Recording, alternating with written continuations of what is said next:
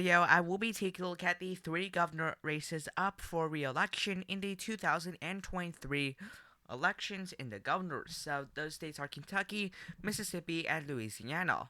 Although all three of those states are deep red states, two of those states have Democratic governors. And those two are indeed in the most Republican states that have those Democratic governors. Kentucky with Andy Beshear, and Louisiana with John Bel Edwards. Now I'm going to start out by filling in Mississippi. Mississippi, we're not likely to see a close race. This race could be within 15 points. In 2019, for instance, it was only 5.1 points, but it still wasn't really that close. I mean, it was close for the state of Mississippi, but it's still a state that Republicans did easily win.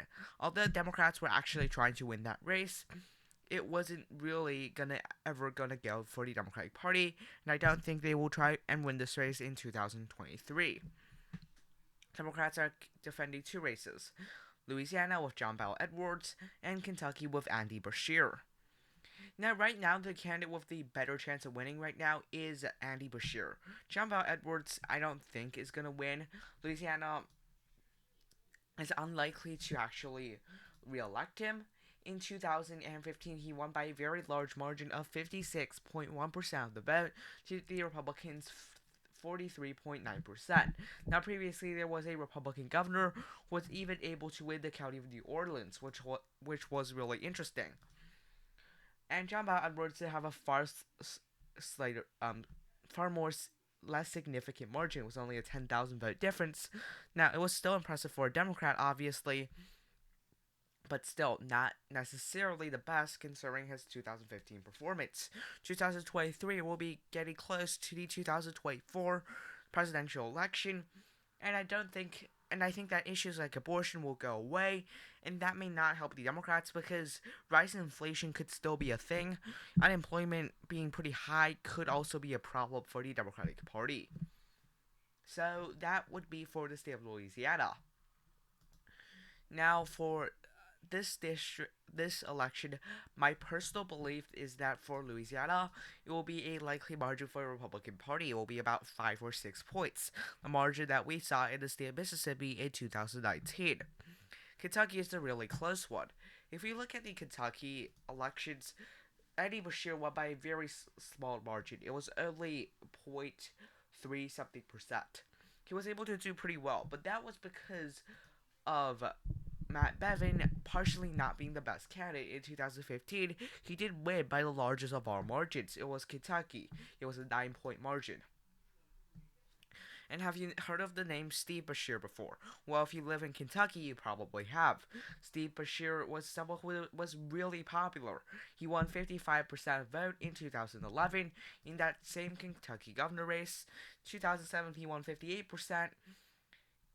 And really, he was a two-term governor. But he was really popular. And the Beshear name really swung a lot of Democrats that were Republicans that were pretty moderate or slightly conservative, but did really like Bevin and opted for Andy Beshear because of the powerful Beshear family in the state of Kentucky. This race will be very close.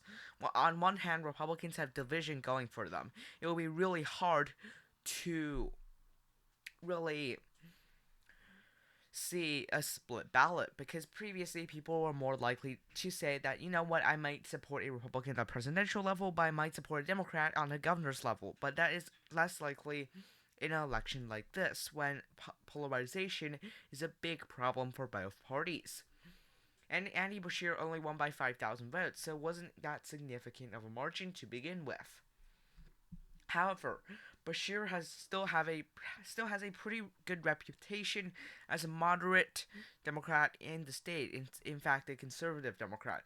Many of the people who voted for him were not necessarily Republicans, but conservative Democrats who held their Democratic